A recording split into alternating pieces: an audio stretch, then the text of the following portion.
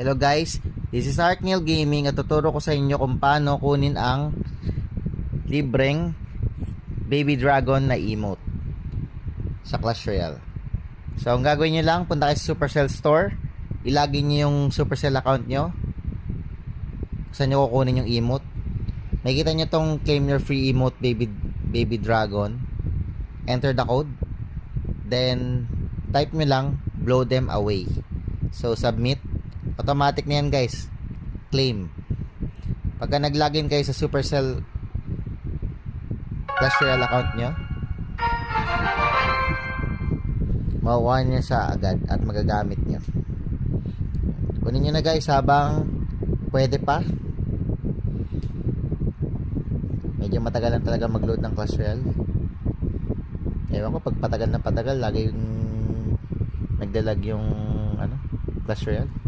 Marami kasing siguro naglalaro, no? So yan na guys, item delivered, emote Baby Dragon. So tingnan natin guys. Yan, new. Cute na tong emote na yan. Cute, no? Midila. Yes. Yan. So kunin nyo na guys habang libre pa. Thank you for watching. Bye bye.